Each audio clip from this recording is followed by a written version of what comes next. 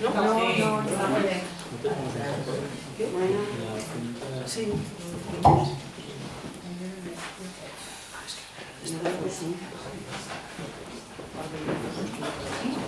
Bueno, bienvenidos a una sesión más del Seminario Nietzsche Complutense, del ciclo de sesiones de La voluntad de poder, el libro que Nietzsche nunca escribió. Hoy de la sesión dedicada a individuo, Estado y sociedad a cargo de Óscar Quejido, que aunque supongo que le conocéis todo el mundo, pues le voy a presentar brevemente. Óscar es doctor en filosofía, con una tesis precisamente, como no podía ser de otra manera, sobre Nietzsche. Una tesis sobre Nietzsche por la que obtuvo el primer premio extraordinario de doctorado de la Facultad de Filosofía de la UCM. Es profesor del Departamento de Filosofía y Sociedad de la Facultad de Filosofía y, como también muchos de vosotros sabéis, subdirector del seminario, codirector y coordinador del Seminario Nietzsche Complutense desde 2012, que fue cuando fue creado el seminario, desde entonces, ¿no?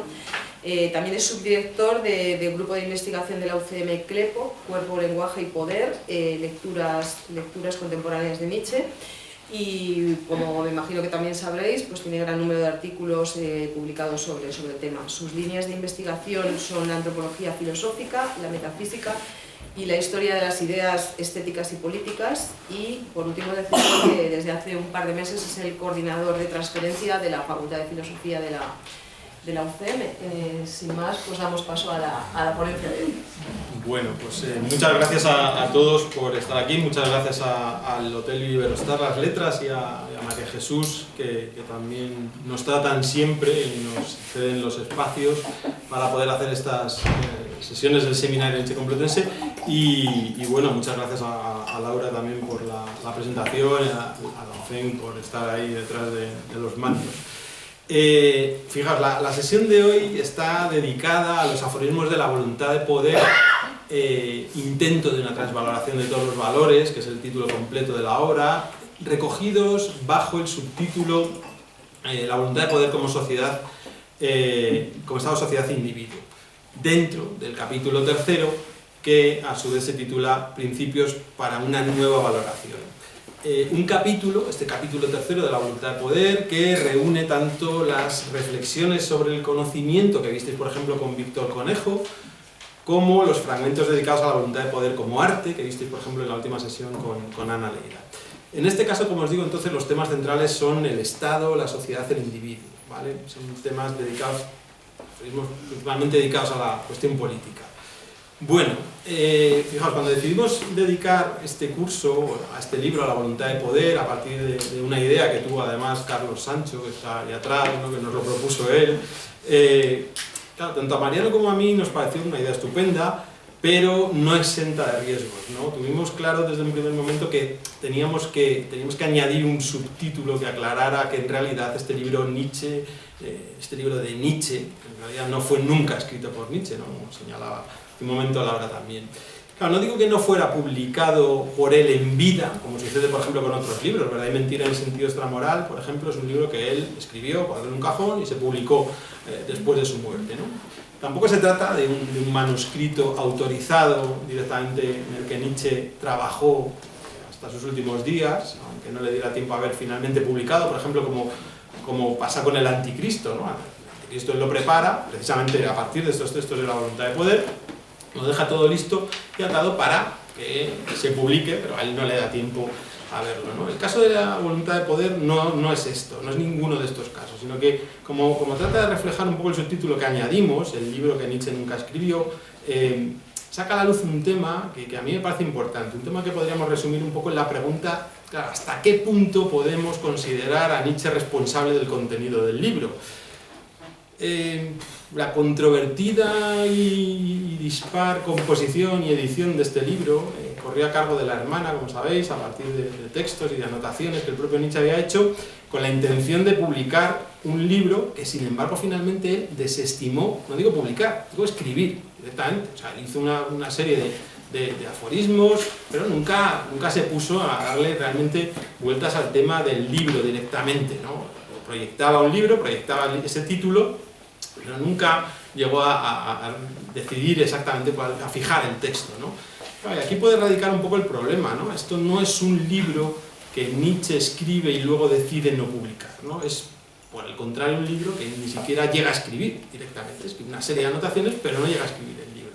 Bueno, lo que tenemos son diferentes proyectos, módulos, planes, muchas anotaciones, pero nada definitivo. Por tanto, entonces, todas y cada una de las palabras y de las ideas contenidas en el libro son, sin duda, de Nietzsche, y sin embargo, él mismo hizo explícita en diferentes ocasiones su renuncia a escribir esta obra, ¿no? Claro, algo que los editores del libro, Elizabeth Foster Nietzsche y Peter Gass, conocían de antemano y que, como ahora veremos, obviaron, ¿no?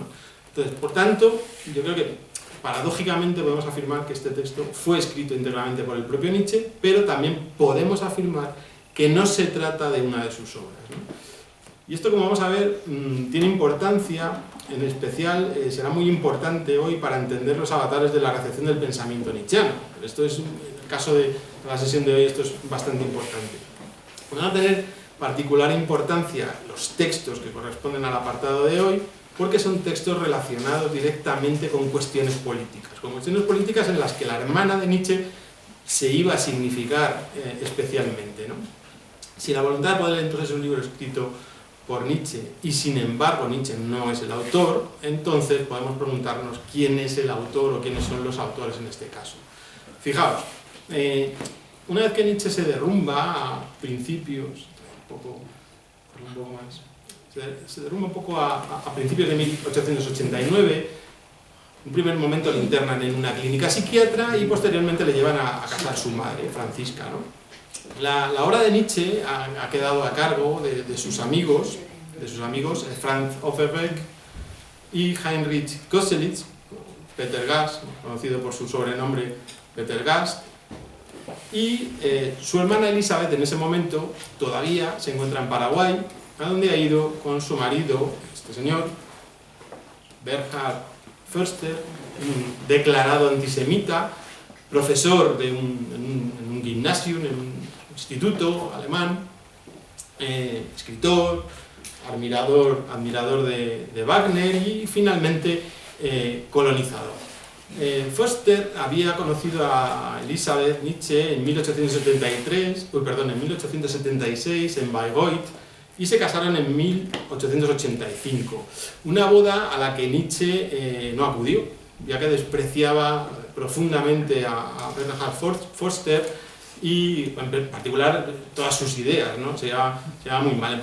Creo que en realidad parece ser que solo se vieron una sola vez en su vida a petición de la hermana. En 1886 los Förster, ya casados, parten para Paraguay precisamente con la intención de formar una colonia de alemanes de raza pura, ¿no? Como decían ellos, ¿no? Nueva Germania fue el experimento en el que se embarcaron, una colonia de alemanes en Paraguay que todavía existe hoy en día y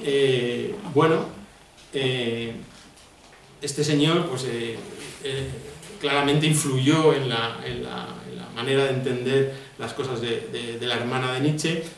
Como os digo, era un antisemita declarado, un defensor de la pura raza alemana y en realidad la empresa no les salió bien y en 1889 Förster muere, probablemente se suicida, aunque Elizabeth siempre sostuvo que se trató de un infarto. Bueno, con la muerte de su marido, Elizabeth regresa a Alemania para ayudar a la madre a cuidar a Nietzsche y a quien en 1897, tras la muerte de Francisca, de la madre de Nietzsche, y de Elizabeth, le trasladarían a Weimar, lugar en el que Elizabeth fundaría el archivo Nietzsche, ¿vale? A pesar de que muchas de sus ideas, yo creo, y de muchas de sus acciones en el caso de Elizabeth, son muy reprobables, lo que no se puede negar es que Elizabeth es una mujer con una gran energía, con una gran determinación en la vida, ¿no? Yo creo que a finales del siglo XIX no debía de ser nada fácil ser mujer, y menos en los círculos culturales y de poder en los que Elizabeth se iba a mover, ¿no? Estaban restringidos completamente a los hombres. Su tratamiento de la obra del hermano, su hermano, pues fue bastante criticado desde un primer momento, ¿no? Por muchos de los nietzscheanos que a principios de siglo ya eran cada vez más. Pero también es cierto que ella fue capaz de levantar el archivo Nietzsche, y también es cierto que muchos de esos nietzscheanos que criticaban a Elizabeth acudían al archivo pues a escuchar las conferencias que se organizaban, a consultar el material que ella recogió, en fin, hay una cierta dicotomía, ¿no?, entre este personaje que por un lado hizo mucho por el conocimiento de la obra de Nietzsche y por otro lado hizo tanto daño, ¿no? Bueno, Elizabeth entonces tomaría contacto con algunos intelectuales importantes, por ejemplo con Thomas Mann o con Heidegger, que eran intelectuales que estaban muy interesados en cierto momento, ya en el primer cuarto del siglo XX, muy interesados en la obra de Nietzsche, ¿no? Y fijaos, en dos ocasiones, en 1911 y en 1923, Elizabeth fue propuesta para el Premio Nobel de Literatura. No lo consiguió, pero bueno, fue propuesta para ello. Y en 1921 fue nombrada también doctora por la universidad, aunque más adelante tuvo problemas porque se negaba a permitir que la obra completa de Nietzsche fuera editada con criterios filológicos serios, y eso supuso que, bueno, la rechazaran bastante dentro del ámbito académico. Como os digo, es una mujer con, bueno, pues una vida intensa y con sus aciertos y con sus errores, una vida con una gran personalidad, ¿no? Bueno, claro, como todos sabemos, posteriormente Elizabeth se vincularía al todavía emergente en ese momento Partido Nacional Socialista y se codeó con altos cargos del partido, y en varias ocasiones incluso se reunió con el propio Hitler, quien asistiría también a su entierro, ¿no? Esta es Elizabeth, ahí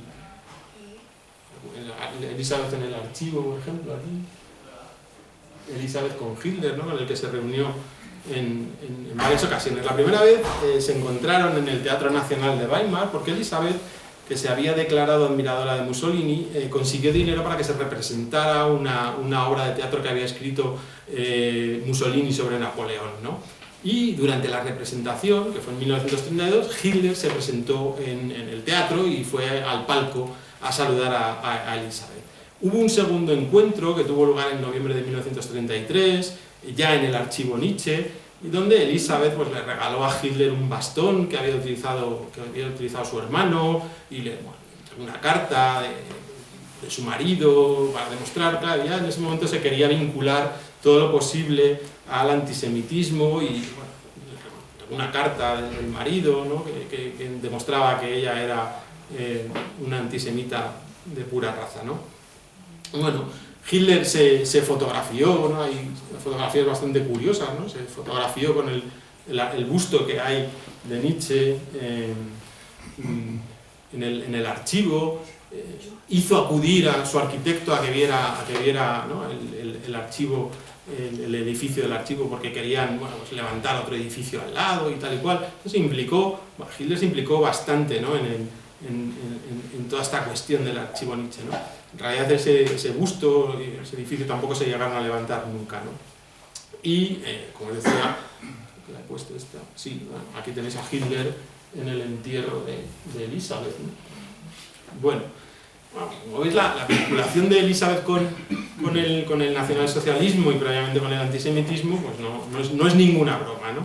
Una broma, y va mucho más allá de las manipulaciones que le debemos en la construcción de la voluntad de poder, ¿no?, para hacerla encajar precisamente en la medida de lo posible con cierto ideario político que ahora veremos un poco más despacio. Bueno, esta es una de las que podemos considerar entonces autora de la voluntad de poder, a pesar de que, como hemos dicho, todos y cada uno de los textos sean del propio Nietzsche. ¿Quién ayuda a Elizabeth en esta empresa? Bueno, pues Heinrich Koselleck, ¿no?, Peter Gast, músico, admirador y amigo de Nietzsche desde sus primeros escritos a principios de los años 70, que pronto se convertiría prácticamente en un secretario, algo más que un secretario, ¿no?, prácticamente, porque era quien revisaba todos los textos a lo largo de la vida de Nietzsche, revisaba, reescribía, pasaba limpio, le hacía sugerencias. con respecto en muchas ocasiones al estilo que tenía que utilizar Nietzsche, ¿no? Nietzsche incluso llegó a afirmar de él en Ecce Homo, por ejemplo, que decía Nietzsche, bueno, yo soy el autor yo soy el que escribe los libros, pero el autor es Peter Gast, ¿no? Él es el que finalmente los escribe, ¿no? Esto en la voluntad de poder, efectivamente, ¿no? Se va a convertir en mucho más que una revisión o un pasar a limpio o algunas sugerencias del texto. Bueno, como os decía entonces, un poco con el derrumbe de Nietzsche, Peter Gast o Koselleck, como queráis, pasa a colaborar con otro amigo de Nietzsche, Overbeck, en la preparación de una edición de las obras completas de Nietzsche. Pero la llegada de Elisabeth, quien se hizo cargo de la obra de Nietzsche, la vuelta, el regreso de Elisabeth de Paraguay, supuso un cambio total, ¿no? La diferencia de criterios que había entre unos y otros hizo que discutieran. Elisabeth consiguió que su propia madre firmara un contrato de cesión que la excluía a ella y la dejaba a Elisabeth como la propietaria de todos los derechos de la obra de Nietzsche. En realidad Elisabeth es la que creó un primer archivo en Naumburg, en la ciudad en la que habían vivido en su infancia, y luego finalmente le traslada a Weimar y allí es donde crea el archivo Nietzsche que se conserva hoy en día, ¿no? Bueno, Overbeck discutió con ella y ya no volvería, pero Peter Gast sí que regresaría al archivo a partir de 1900 para así poder seguir, como decía él, en la atmósfera Nietzsche, ¿no? Había sido un muy buen amigo de Nietzsche, aunque realmente muchos años no se veían, simplemente mantenían relación epistolar, pero le tenían muy alta consideración. Como colaborador entonces en la edición de La voluntad de poder, Peter Gast es responsable de alguna manera de la obra y también de las falsificaciones que se llevaron a cabo, ante las que en ocasiones protestaba, pero que bueno, acabó por aceptar. Finalmente en 1909 Peter Gast rompería completamente con el núcleo del archivo Nietzsche, con la hermana, y bueno, incluso llegó a los tribunales, ¿no? Pero bueno, con la ayuda de Peter Gast, que era quien mejor conocía, por ejemplo, la letra manuscrita de Nietzsche, aparece en 1901 una primera edición de La voluntad de poder, con el visto bueno de la hermana y con colaboradora en la edición, con una contribución de ella también en el prólogo, otra en el epílogo, lo cual, claro, no deja de ser significativo, porque Nietzsche había dejado claro, como os digo, en varias ocasiones, tanto a Peter Gast como a Elisabeth, entre otros, por medio de su correspondencia, que la idea de hacer pública esta obra quedaba completamente excluida, ¿no? A su amigo Paul Deussen, por ejemplo, le había dejado claro que su transmutación de todos los valores, que era la voluntad de poder, estaba lista bajo el título del anticristo, ¿no? En realidad, todos los fragmentos que pertenecen al proyecto de La voluntad de poder acaban publicados o bien en el Crepúsculo de los ídolos o bien en el Anticristo, ¿no?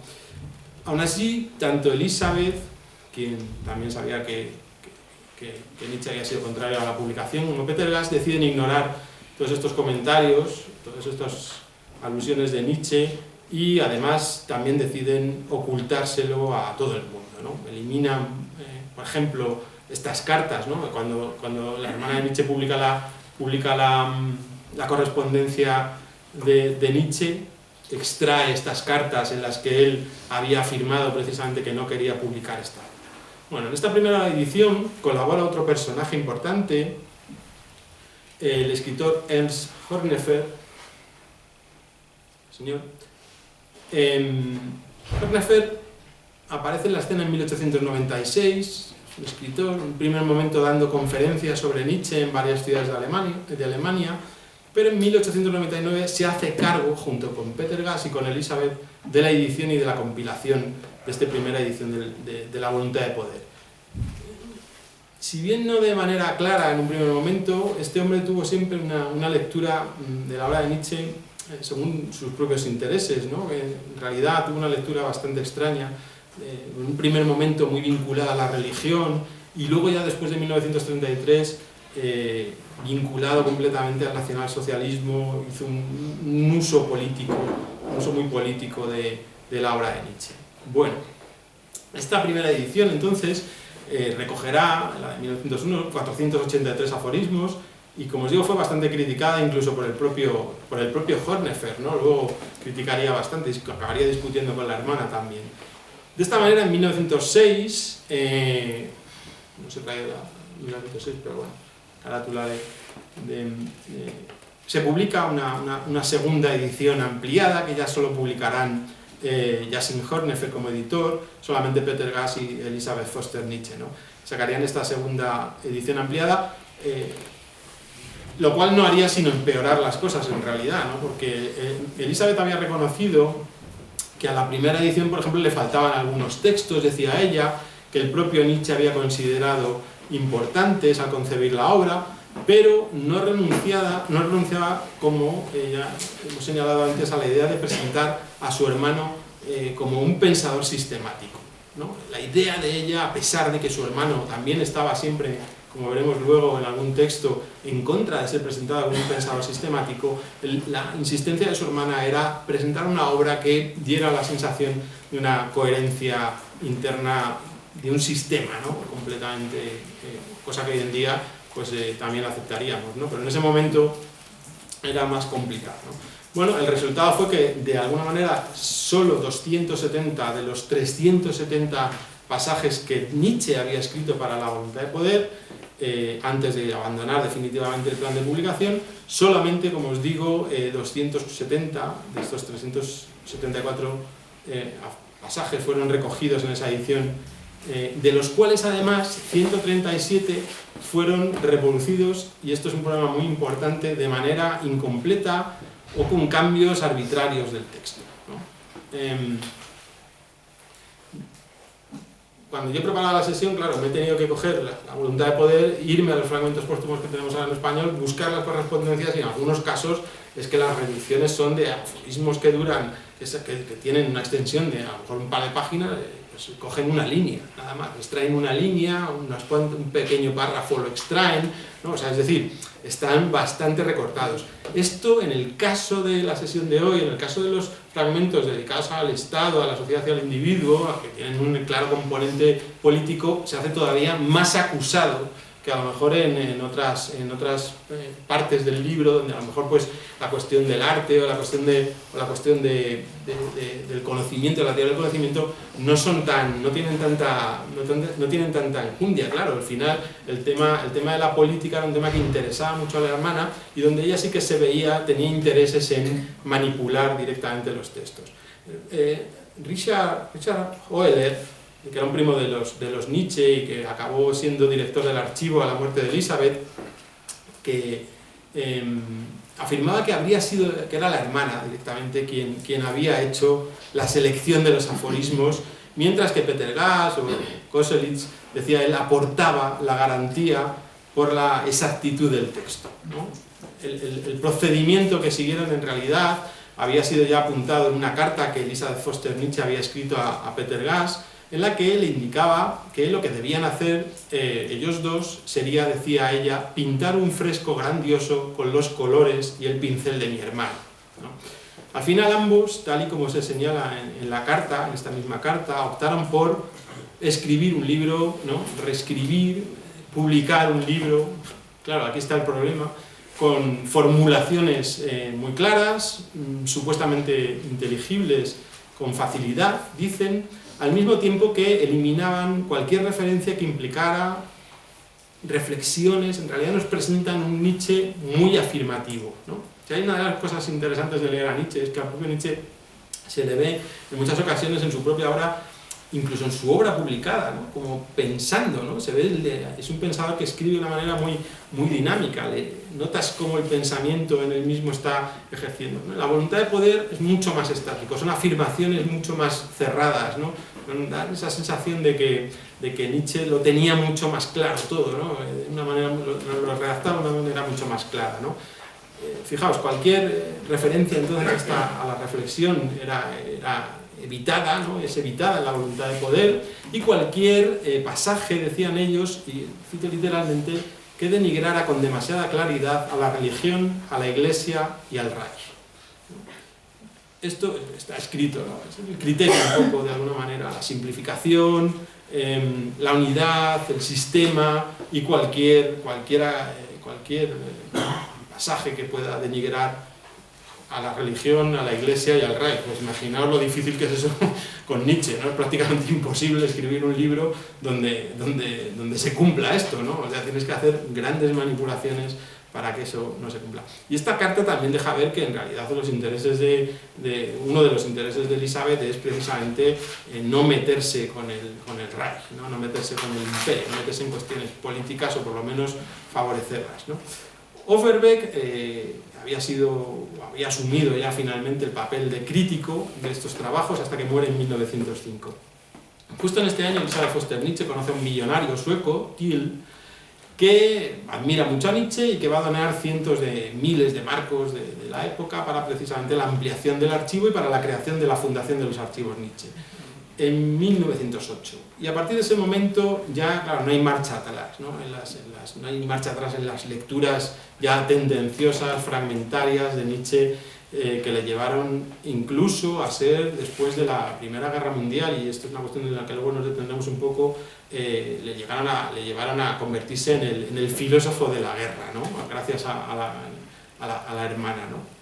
Y más particularmente, y de manera un poco paradójica, le llevaron a convertirse después de la Primera Guerra Mundial en el adalid del nacionalismo alemán, ¿no? Que estableció ya definitivamente su base en el archivo Nietzsche. Bueno, la obra ha llegado a tener 12 ediciones o más, es un libro que todavía actualmente se puede comprar,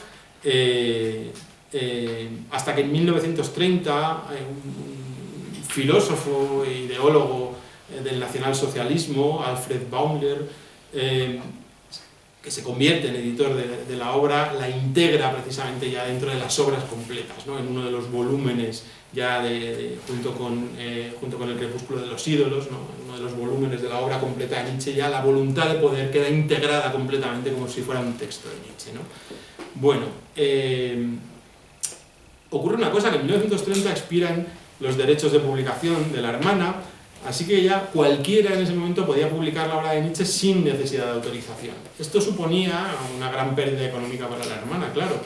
Y bueno, los recursos de la hermana, de Elizabeth Foster, eran ilimitados, y bueno, ella se movió, ¿no? En este momento, recibió donaciones, por ejemplo, de Mussolini en 1931, y las reiteradas visitas de Hitler al archivo de las que hablábamos antes, pues en ese momento le permitieron volver a tener una fluidez económica, ¿no?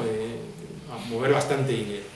Cuando muere Elizabeth en 1935, el archivo, como os decía, fue dirigido por Euler, que es un primo de Nietzsche, que llevaba varios años encargado de diferentes funciones en el archivo. Y desde ese momento ya la adhesión al nacionalsocialismo del archivo ya es completamente indisoluble, ¿no? En diciembre de 1945, con la ocupación de Weimar por las tropas rusas, el archivo fue cerrado y los documentos fueron llevados al archivo Goethe-Schiller, que hay también en Weimar, que está, finalmente allí permanece, ¿no? Todavía, ¿no? Mientras que el archivo Nietzsche pues ha quedado una especie de centro para la figura, para la fundación, para la figura de Nietzsche, ¿no? Bueno, toda esta historia, toda esta larga introducción que os he contado, yo creo que es relevante para entender dos aspectos un poco de la articulación y de la presentación de los textos que nos tocan hoy. Por una parte, dado que el tema central es una cuestión básicamente política, claro, la injerencia de los editores en un bloque, ¿no? En este bloque que aborda precisamente la cuestión de la organización del Estado, el tema de la estructuración social de los individuos, claro, obviamente ahí la injerencia fue mayor, ¿no? Fue mayor por los fuertes compromisos políticos que tenían, ¿no? Sobre todo en especial la hermana, ¿no? Peter Gass en ese sentido no sale muy bien parado en toda esta historia, porque obviamente parece que es un hombre que se dejó llevar un poco por las circunstancias. En ese mismo sentido, es fácil también entender que, claro, la época que les tocó vivir, pues tampoco fue, bueno, se convertiría casi en un elemento fundamental, ¿no? también hemos visto un poco, ¿no? Un elemento determinante en la composición, en el desarrollo y en la recepción también de una obra como La voluntad de poder, ¿no? Y en particular del bloque este que nos toca, ¿no? Del bloque que nos toca. Bueno, por otra parte, todo esto nos lleva directamente a reflexionar un poco sobre la pregunta con la que comenzaba la sesión, ¿no? Claro, ¿quién es el autor de La voluntad de poder? Más particularmente, ¿a quién debemos atribuir la autoría de este bloque que se titula La voluntad de poder como sociedad-individuo, ¿no? Claro, ciertamente, como os decía, ¿no? Los textos son de Nietzsche, pero claro, ¿se recoge en esta selección el verdadero espíritu de aquello que opinaba Nietzsche respecto a la cuestión política, respecto al papel del Estado, a su noción de individuo? ¿No? ¿Se recoge en estos textos? Obviamente las manipulaciones, como os digo, son muy grandes y a mi juicio no son reflejo, no es un reflejo. Claro, preguntarse tema muy nietzscheano también, ¿no? ¿Cuál es el verdadero espíritu de lo que Nietzsche quiso decir? ¿No? Expresarse en términos de verdadera intención, ¿no? Después de Nietzsche, pues es difícil, ¿no? Y es complicado, ¿no? Cuando se trata de... claro, el autor que nos ha puesto encima de la mesa la importancia del perspectivismo, hablar de él, de una verdadera intención, ¿no? De la posibilidad de una lectura fiel de lo que él quería decir, es complicado. Pero bueno, sin llevar esta cuestión al extremo, no cabe duda de que hay unas interpretaciones que son mejores que otras, y no cabe duda de que la lectura que nos proponen, ¿no? En esta selección que hacen ellos de los textos de Nietzsche, con todos estos recortes, con todas estas manipulaciones, con juntar textos por un lado, separar por otro, es bastante poco fiel al espíritu de lo que alguna vez Nietzsche escribió sobre todas estas cuestiones, ¿no? Que en ocasiones llega, como os digo, como en el tema del nacionalismo, a ser justo prácticamente lo contrario, ¿no? de lo que él defendía, como hemos visto, ¿no? Bueno, este texto, el texto que aparece bajo el título La voluntad de poder como sociedad e individuo, no responde, yo creo, a mi juicio, por lo menos a las líneas generales de la interpretación nietzscheana. Básicamente y en primer lugar porque cuando uno, os digo, analiza los abundantes fragmentos que Nietzsche dedica a estas cuestiones durante estos años, inmediatamente se da cuenta de que la selección que ha llevado a cabo Elizabeth que han llevado a cabo Elizabeth y Peter Gass, lo que más hace es sobre todo ocultar fragmentos que sí que permitirían hacerse con un poco el sentido general, que a su vez nos permite acercarnos un poco a la concepción nietzscheana del Estado y de la sociedad, ¿no? Claro, todos los textos son de Nietzsche, ¿no? O sea, para algunas pocas palabras que fueron alteradas, ¿no?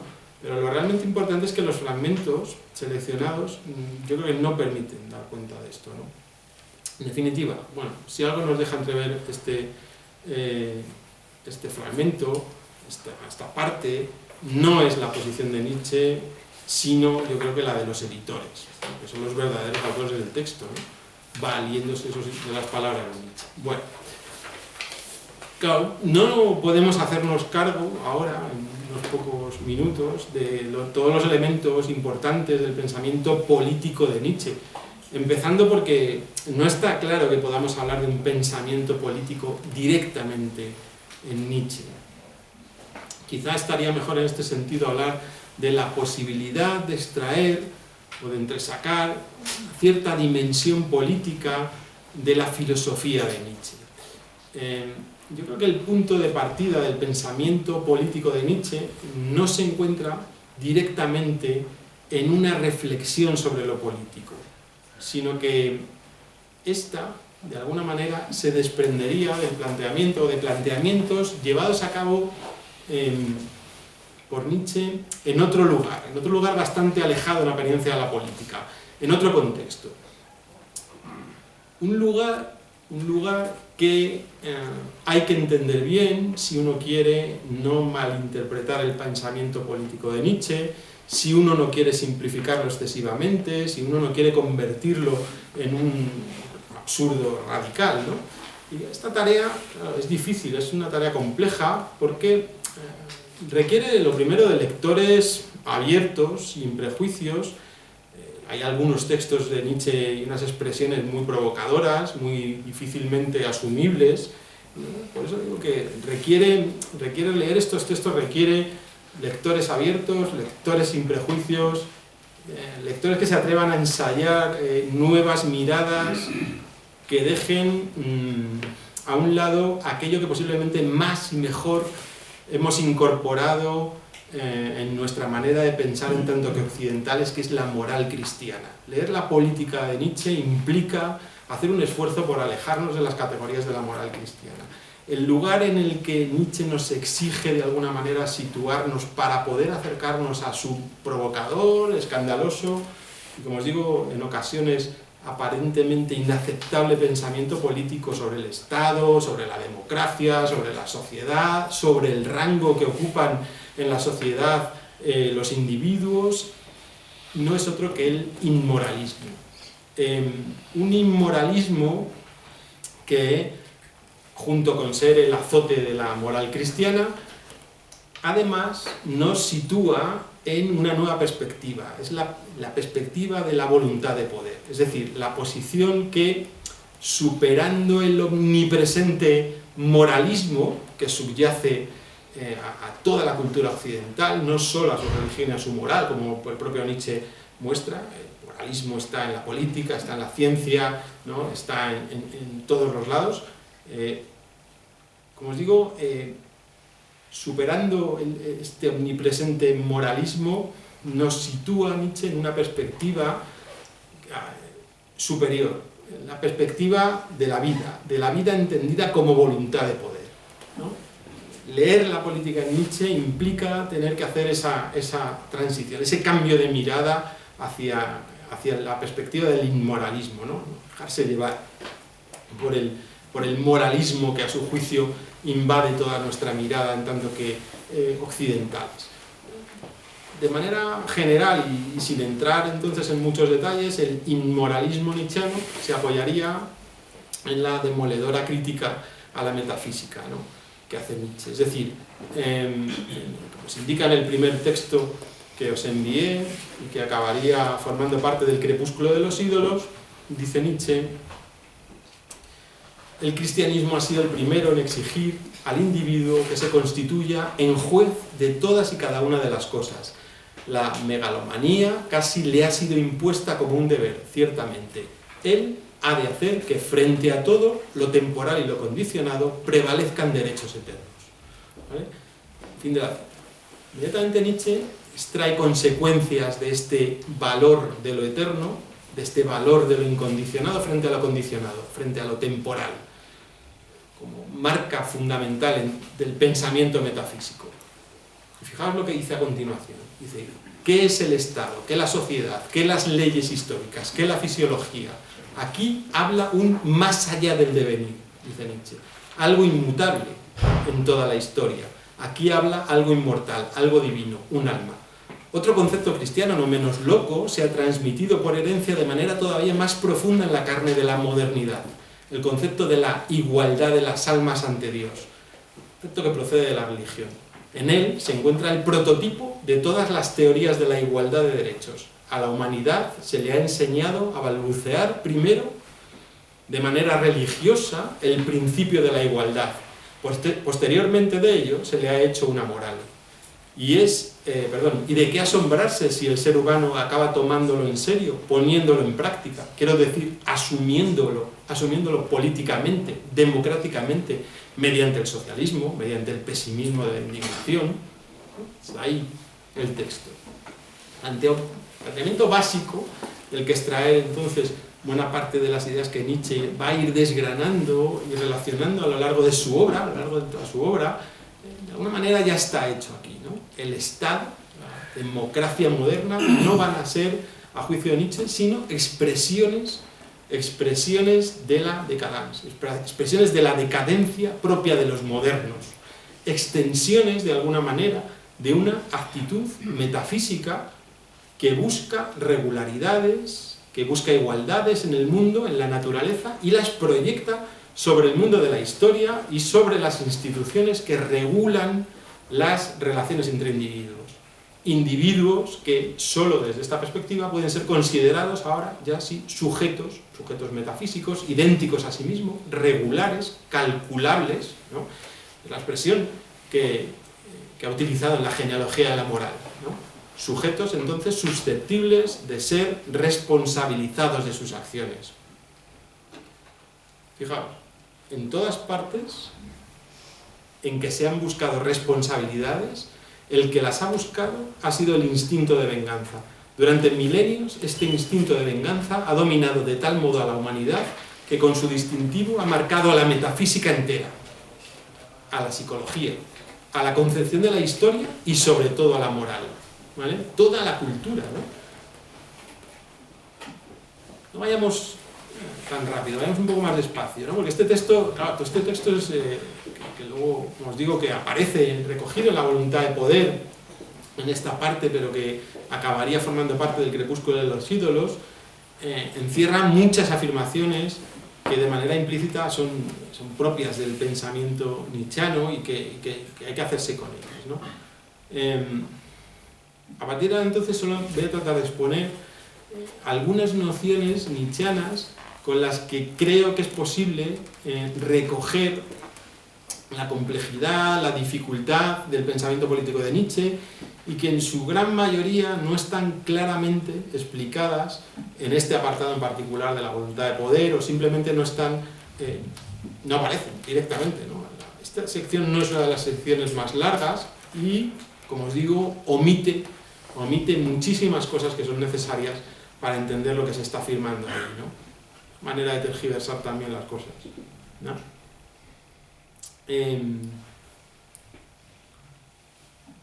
Bueno, vamos a retomar un poco entonces algo del texto que acabamos de ver, ¿no? Pongamos nuestra atención en este texto, ¿no? ¿Qué es el Estado, qué es la sociedad, qué es las leyes históricas, qué es la fisiología? Aquí habla un más allá del devenir, algo inmutable en toda la historia. Aquí habla algo inmortal, algo divino, un alma, ¿no? Centrarnos en particular en esta idea de que en el Estado, en la sociedad, en las leyes de la historia, habla, dice Nietzsche, un más allá del devenir.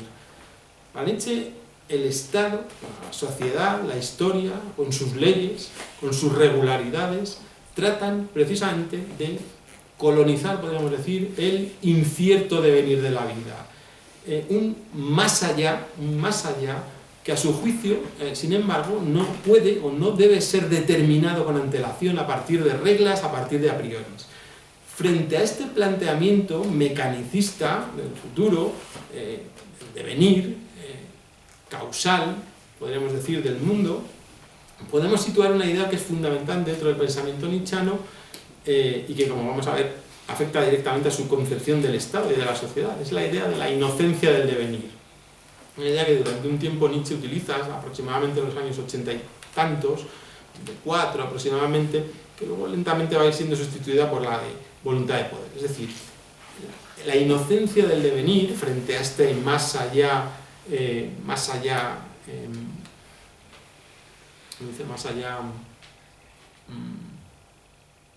del devenir, ¿no?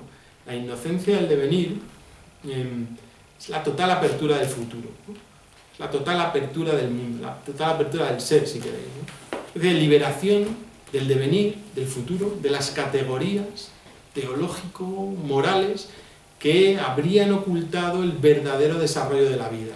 De una vida extramoral, de una vida ajena al sentido dado, ajena a la culpa, ajena a la noción de causalidad, si queréis, ajena a la noción de causalidad moral también, y ajena a la noción de responsabilidad, ¿vale? Instituciones como el Estado o como la propia sociedad, y como ahora veremos, no solo estas, son las que precisamente han permitido un tratamiento de la vida, del devenir, en estos términos que acentúan la regularidad. En la selección de textos que os he enviado, veréis que hay una sección, os he recogido yo, de todos los que había, he hecho una pequeña selección, en y una sección dedicada a recopilar la opinión de Nietzsche respecto a lo que él llama el continuo, matrimonio, propiedad, lenguaje, tradición, estirpe, familia, pueblo, Estado. Dice todo esto, ¿no? Todo esto es un continuo: matrimonio, propiedad, lenguaje, tradición, estirpe, familia, pueblo, Estado. Todas estas instituciones tratan de regular, cada una a su manera, la vida como la entiende Nietzsche, la vida como autosuperación, la vida como devenir abierto, haciendo precisamente del devenir algo previsible. Fijaos, tenemos haciendo en un momento lo que dice Nietzsche del matrimonio, precisamente en relación al amor, ¿no? Dice: en los matrimonios, en el sentido burgués de la palabra, bien entendido, en el sentido más respetable de la palabra matrimonio, no se trata de ningún modo de amor, así como tampoco se trata de dinero. Del amor no se puede hacer ninguna institución, sino del permiso social que se otorga a dos personas para la satisfacción sexual recíproca, bajo condiciones, como es evidente, pero bajo condiciones que tienen en vista el interés de la sociedad, ¿no? Todos los grandes temas, ¿no? La reintroducción frente a la filosofía ilustrada, el tema del interés, ¿no? Fijaos en lo siguiente: lo reprobable para Nietzsche de las instituciones, y las instituciones son importantes para Nietzsche, ¿eh? No es un crítico de cualquier forma de institución, son importantes, ¿no? Las instituciones, y lo amplio que es este término, ¿no? Abarca desde tal y como ha recogido, desde el matrimonio hasta el lenguaje, pasando por la familia, pasando por la tradición, es decir, la cultura entera, lo que reprueba Nietzsche, lo que le reprueba Nietzsche a la cultura y a sus instituciones, no será tanto el carácter estabilizador que todas ellas poseen, sino, de manera más radical, que entre sus fines solo está el interés de la perduración de la propia sociedad, la perduración de la propia institución, ¿vale? En otras palabras, lo que le recrimina Nietzsche a las instituciones estabilizadoras es que hayan hecho de la estabilización su meta, su única meta. Las condiciones entonces que determinan el matrimonio, en tanto que institución que regula las relaciones sexuales entre individuos, tiene, nos acaba de decir, como objetivo último el interés de la propia sociedad, y no tanto el del individuo. Nos acercamos entonces de esta manera a otro de los elementos clave para entender un poco las ideas de Nietzsche respecto a las instituciones y más particularmente respecto al Estado, ¿no? Como institución que regula la convivencia de la sociedad de una determinada manera, ¿no? Al menos supuestamente, a la manera del contrato social, ¿no? Es otro de los objetivos de Nietzsche. Para Nietzsche, el Estado es una noción importante que atraviesa toda su obra. Desde muy jovencito, sus primeras obras está reflexionando sobre el papel del Estado, ¿no? El Estado, para Nietzsche, es un medio para mantener a las masas unidas. Es cierto que en sus primeras obras, llevado un poco por la visión de los griegos, Nietzsche vería un cierto elemento positivo en este olvido de los intereses de uno mismo en virtud de unos fines más elevados. Sin embargo, a su juicio, en la actualidad, esta inclinación, que en ocasiones, como os digo, puede ser vista con una cierta nobleza, habría sido sustituida por la inclinación hacia el dinero. Esto, a juicio de Nietzsche, es completamente indefendible, ¿no? Entonces, desde su juventud es posible encontrar un cierto modelo positivo del Estado, pero siempre que sea entendido como el invento de los fuertes para someter a los débiles. Esto es el Estado, para Nietzsche. No es el contrato social. Claro, esto lo escribe en algunas ocasiones ya en Humano demasiado humano, ¿no? En los textos que redacta para la voluntad de poder, Nietzsche mantiene esta mirada hacia el pasado para ver precisamente en la fundación del Estado más antiguo una manera de sometimiento, pero también de conformación de la masa, ¿vale? De conformación del pueblo. En la genealogía de la moral, Nietzsche relaciona precisamente esta forma de Estado con una, dice, manada de fieros animales de rapiña, rubios, una raza de conquistadores y señores, la cual, organizada para la guerra y dotada con fuerza para organizar, aplasta sus temibles garras sobre una población tal vez enormemente superior en número, pero vacilante y carente de configuración. Esto es el Estado, la genealogía de la moral, ¿no? Una raza, claro, este tipo de textos dan lugar a todo tipo de interpretaciones, ¿no? Como luego pasó, ¿no? Una manada de fieros animales de rapiña rubios, una raza de conquistadores y señores, la cual, organizada para la guerra y dotada con fuerza para organizar, aplasta sus temibles garras sobre una población tal vez enormemente superior en número, pero vacilante y carente de configuración. Es así como entiende Nietzsche en la genealogía de la moral que empieza el Estado sobre la tierra, ¿no? Pienso, dice en un determinado momento,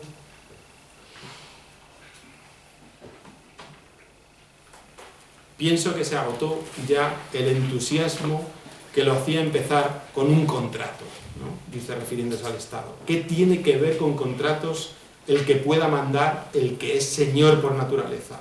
El que muestra su naturaleza violenta en la obra y en el porte. Dice en la genealogía de la moral, en el libro segundo, ¿no? Esta idea se mantiene hasta los años finales, ¿no? Por ejemplo, escribe: todo lo que un hombre hace al servicio del Estado se opone a su naturaleza. Por ejemplo, dice en un fragmento del 87. Claro, la democracia moderna, en este sentido, no es para Nietzsche nada más que el desmoronamiento del Estado así entendido.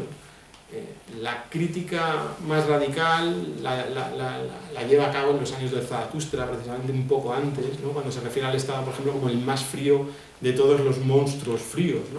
La época de la crítica a la modernidad, a los modernos, en todas sus vertientes. La democracia, la igualdad, la justicia, el socialismo. Todo esto le parece a Nietzsche que, en tanto que imposibilita la inocencia del devenir, imposibilita la apertura, la creación, ¿no? En tanto que nos da un mecanismo que nos permite predecir el futuro, que nos permite estabilizar el futuro, en ese sentido no es aceptable, ¿no? Para Nietzsche no hay nada que sea más despreciable que lo que él llama la plebe, ¿no? Un término que utiliza muy despectivamente y que usa, por ejemplo, para referirse a eso que él llama esa farsa sangrienta que fue la Revolución Francesa, ¿no? Desprecio por la Revolución, por sus bases rusonianas, por su superficialidad, por su mediocridad, por su igualdad. Por ejemplo, esto lo dicen en el Crepúsculo de los ídolos, ¿no? Dice en un determinado momento: no. El asco al hombre, a la chusma, fue siempre mi mayor peligro, dice en Ecce Homo. La plebe, para Nietzsche, es la igualadora por antonomasia y, paradójicamente, la dominadora por antonomasia. Iguala y además se convierte en dominadora. El rebaño representaría un estado mental al que le corresponde, en el mejor de los casos, en el mejor de sus versiones, una cierta forma. Sin embargo, para Nietzsche lo peor es la plebe. Dice, la plebe es amorfa, necesita ser de alguna manera conformada. El hombre propio del rebaño, la terminología, la escandalosa terminología nietzscheana, la provocadora terminología nietzscheana, el hombre de rebaño es el esclavo. El esclavo, término que tantos problemas va a dar, ¿no? Esclavo es un término con el que Nietzsche, tal y como nos dice en un texto de Más allá del bien y el mal, muy próximo precisamente a este periodo de la voluntad de poder, el esclavo designa al hombre que acepta, tanto por imposición exterior como por autoimposición interior, solo, dice, lo que le susurra en el oído alguien con autoridad para ordenar: padres, maestros, leyes, prejuicios de clase, opinión pública, ¿no? Ese es el esclavo, el que acepta la imposición, ya sea interior, ya sea exterior, de esta autoridad, ¿no? La esclavitud, entonces, en el caso de Nietzsche, es no tanto una condición esencial de algunos sujetos como una actitud ante la vida, ¿vale? Es una actitud, no es que haya una actitud, no son tantos sujetos particulares. Actitud ante la vida y ante los demás. Una actitud que viene determinada por una forma de moral, por una determinada forma de valorar. Más concretamente, aquella actitud que pretende empequeñecer a todos aquellos a los que se sienten como superiores en algo. En fuerza, en inteligencia, en creatividad, en posición social, en cualquier cosa. Esa actitud de empequeñecer es la actitud del esclavo. Es decir, para Nietzsche, la voluntad de poder del esclavo se expresa reactivamente. Es decir, contra los superiores, ¿no? Por tanto, la moral del esclavo, la moral judeocristiana, sería aquella que defiende agresivamente, además, la mediocridad. Aquella que elimina, a juicio de Nietzsche, intencionadamente las diferencias de rango, ya sea entre pueblos, ya sea entre estamentos, ya sea entre grupos, entre sexos, entre individuos, ¿vale? Lo propio de esta forma de pensar, de esta forma de afrontar la vida, de esta forma de valorar, se encuentra en el obedecer. Pero, y eso es importante para Nietzsche, no solo en obedecer, sino que también es propio de esta forma el preferir obedecer a la sociedad mediante sus normas que en obedecer a un señor, ¿vale? El Estado moderno, el Estado pervertido en sus principios, será el invento, dirá Nietzsche, el medio del esclavo para quitarle al señor su superioridad en cualquier orden de la vida, pagando el precio de instalar la mediocridad. Claro, el mecanismo psicológico que impulsa este afán por eliminar todo aquello que sea superior ha sido sacado a la luz por Nietzsche en la genealogía de la moral, ¿no? Es el resentimiento, la envidia de aquel que en una determinada situación desfavorable no acepta su inferioridad y prefiere someterse a la mediocridad. El esclavo, de alguna manera, entonces trata de nivelar, trata de homogeneizar, de evitar el peligro, de evitar los sobresaltos, podríamos decir, ya que no tiene fuerza suficiente como para afrontar la incertidumbre o como para poder imponerse ante un adversario. Por ello, entonces, tal y como nos cuenta en la genealogía de la moral, el esclavo ha designado como malvado todo aquello que servía al señor, al poderoso, para imponerse, o incluso simplemente todo aquello que sea diferente, en realidad, ¿no? Por el hecho de serlo, ¿no? Bueno sería, por el contrario, todo aquello que es igual a él, ¿no? Principio igualador. ¿Qué les cabe a los señores? ¿Qué les cabe a los poderosos ante una determinada situación? Y claro, el problema aquí es esencializar, convertir en individuos lo que son actitudes. Esto es algo que Nietzsche no aceptaría, ¿no? A mi juicio. No se puede esencializar en determinados individuos por su propia crítica a la metafísica, ¿no? Porque su propia crítica a la metafísica impide esencializar a determinados individuos. Lo que hay es hacer actitudes. Si alguien se comporta siempre como un señor, es un señor. Pero no porque lo sea previamente, sino porque sus acciones le convierten en señor. Si alguien se comporta siempre como un esclavo, su hacer constante esclavo es lo que le convierte en esclavo, no porque previamente pertenezca a una casta o a una esencia que le convierta en esclavo. No está esencializada. Nietzsche no se puede esencializar esto. Simplemente es, como dice en la genealogía de la moral, solo hay hacer. Solo hay hacer. No hay sustancias, no hay sujetos estables. Esto es lo que precisamente está criticando en todo el planteamiento de la metafísica y del Estado, que nos trata como sujetos calculables. El que es señor se comportará como un señor. No, el que es señor se comportará como un señor si se comporta como un señor en el futuro. No hay ninguna previsión, solo hay hacer. El devenir es inocente, es abierto, es libre. El que se comporte como un señor seguirá siendo un señor. Y el que no, dejará de serlo y se convertirá en otra cosa, ¿no? No es la esencia del individuo la que te otorga la categoría, sino tu hacer, el hacer, ¿no? El hacer el que revierte sobre el sujeto. No es el sujeto el que actúa, sino que la acción te convierte en sujeto, ¿vale? Es la inversión nietzscheana de la genealogía de la moral. Es tu hacer la que te convierte en quién eres, no quién eres lo que guía tu hacer, ¿vale? Esto es muy importante porque si no le damos la vuelta a todo, claro. Y te sale un nazi sin duda, claro. Bueno, ¿qué les cabe entonces a los poderosos? ¿Qué les cabe a los poderosos entendidos, ¿no? entendidos en tanto que qué pueden hacer, ¿no? ¿Qué haría un poderoso, alguien que sea poderoso en esta situación, ¿no? Pero no porque previamente sea un señor y haga eso, sino que por hacer eso se convertirá en señor. ¿Qué es lo que tendrá que hacer un poderoso? ¿Qué podría hacer un poderoso? Pues solo una cosa, la guerra. Nada más que la guerra. Nuevamente volvemos a encontrar otro tema fuerte, fuente de tergiversación y de malentendidos, ¿no? Nietzsche usa el término guerra a lo largo de su obra principalmente con un sentido metafórico. Esto está más que estudiado, ¿no? O sea, gente que se dedica a recopilar todas las veces que Nietzsche habla de la guerra, y siempre que habla de la guerra habla, o prácticamente siempre que habla de la guerra habla en un sentido metafórico, para referirse precisamente a la lucha espiritual. Una lucha espiritual, no física. Para referirse a cierta posibilidad de autosuperación, ¿no? Negarnos a nosotros mismos, luchar contra nosotros mismos, ¿no? Para convertirnos en otra cosa, ¿no? El marco de esta superación siempre posible de lo humano.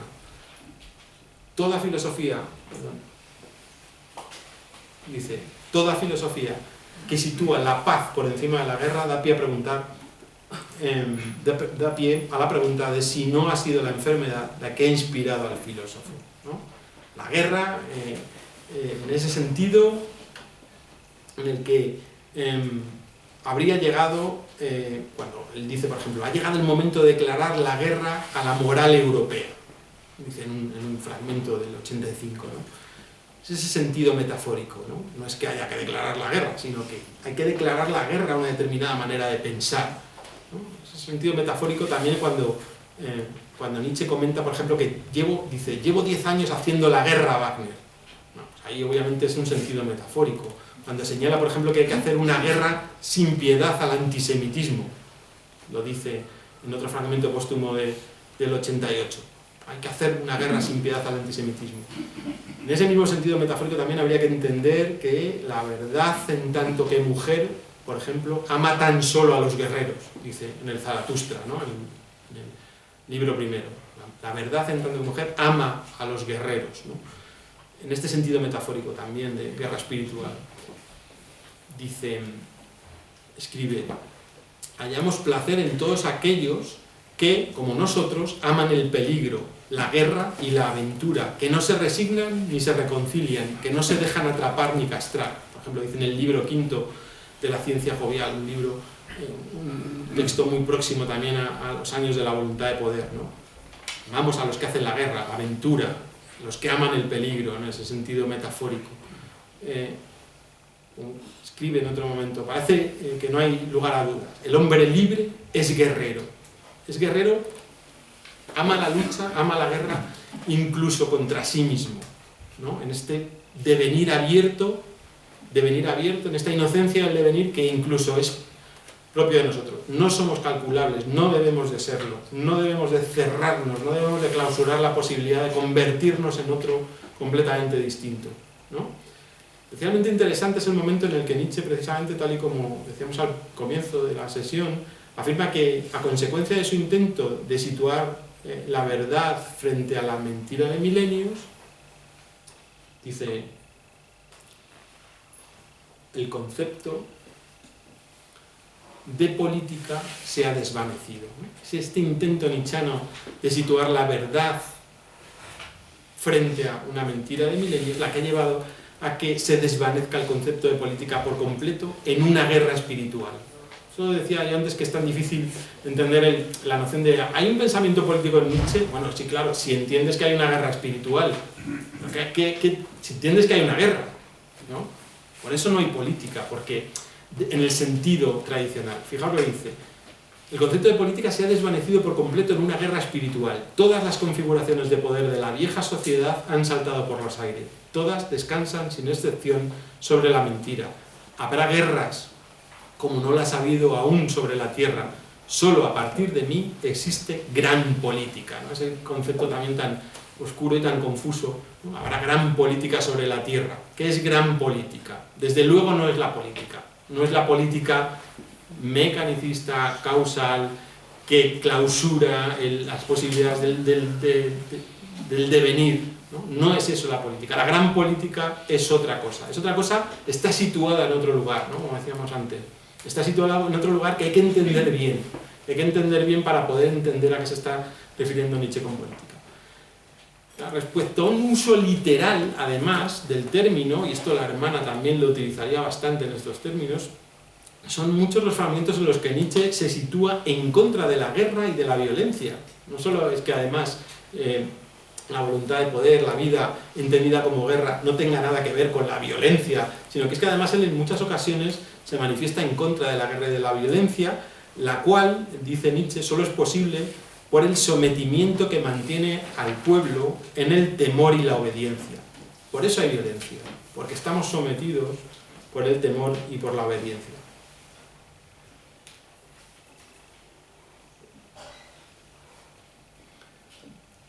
En ese mismo sentido, se puede leer también la crítica de Nietzsche a la teoría del ejército como un medio de legítima defensa. Nietzsche afirma, nosotros rompemos la espada, dice, ¿no? A lo que añade a continuación. Mejor perecer que odiar y temer, y mejor perecer una segunda vez que hacerse odiar y temer. Esta debe ser también la máxima suprema de cada Estado y de cada sociedad.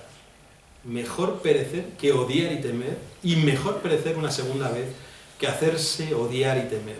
Fijaos, claro, todo esto lleva a que hay que repensar o hay que pensar bien cuál es la noción de poder en Nietzsche. No es una noción de poder al uso, no es una noción de poder la que vamos a encontrar en esta expresión de voluntad de poder al uso. Este tipo de textos yo creo que dejan entrever que el poder no tiene nada que ver con la violencia, en el caso de Nietzsche, que el poder no tiene nada que ver con una determinada manera de entender la imposición, que no tiene nada que ver con, ¿no? Que tiene que ver con una lucha, pero que es una lucha espiritual, que es una lucha en otro sentido.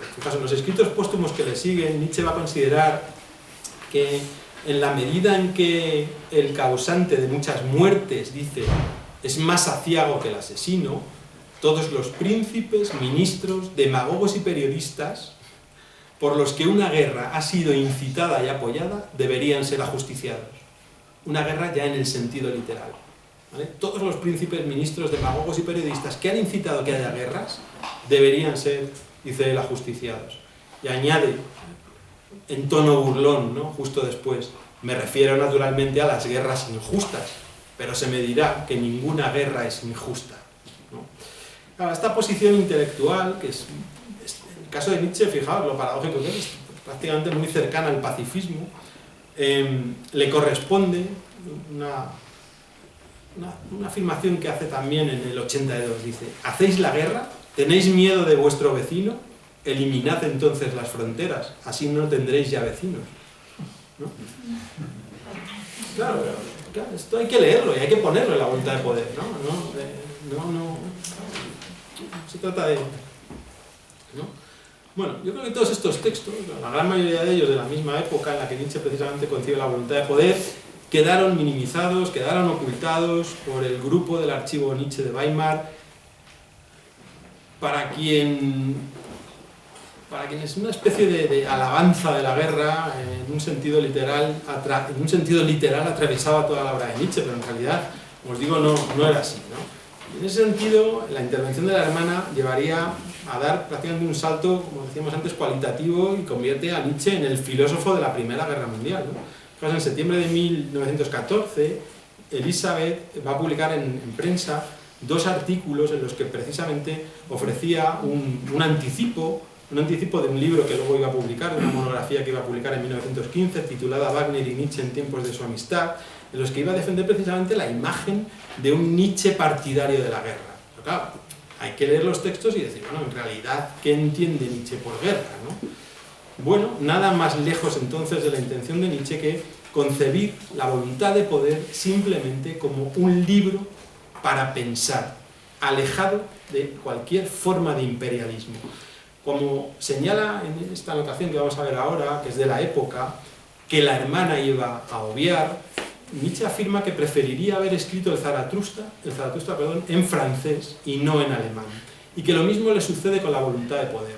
Precisamente, dice, para que no pudieran ser usados con fines bélicos. Vamos. Este fragmento dice: un libro para pensar, nada más. Pertenece a aquellos a los que pensar les da placer, nada más. El hecho de que esté escrito en alemán es por lo menos intempestivo. Desearía haberlo escrito en francés, para que no parezca como apoyo de algún tipo de aspiración imperial alemana. Preferiría haber escrito Zaratustra en francés, para que no pareciera que con él estaba auspiciando cualquier aspiración imperial en Alemania. Libros para pensar pertenecen a aquellos a los que pensar les da placer, nada más. Los alemanes de hoy ya no son pensadores. Lo que les da placer y les hace reflexionar es otra cosa. La voluntad de poder, como principio, les sería difícilmente comprensible. Precisamente por ello desearía no haber escrito en alemán mi Zaratustra. Desconfío de todos los sistemas, que este es el texto que os decía antes, ¿no? Desconfío de todos los sistemas y de todos los sistemáticos, y me aparto de ellos. Quizá se descubra aún detrás de este libro el sistema que he esquivado. La voluntad de sistema, en un filósofo expresado moralmente, una refinada corrupción, una enfermedad del carácter, expresado inmoralmente, su voluntad de hacerse más tonto de lo que es. Más tonto quiere decir más fuerte, más simple, más imperioso, más inculto, más autoritario, más tiránico. El sistema es eso, volverte, ¿no? Lo predecible es hacerte más fuerte, pero es hacerte más simple, más imperioso, más inculto, más autoritario, más tiránico. Ya no estimo a los lectores. ¿Qué es esto?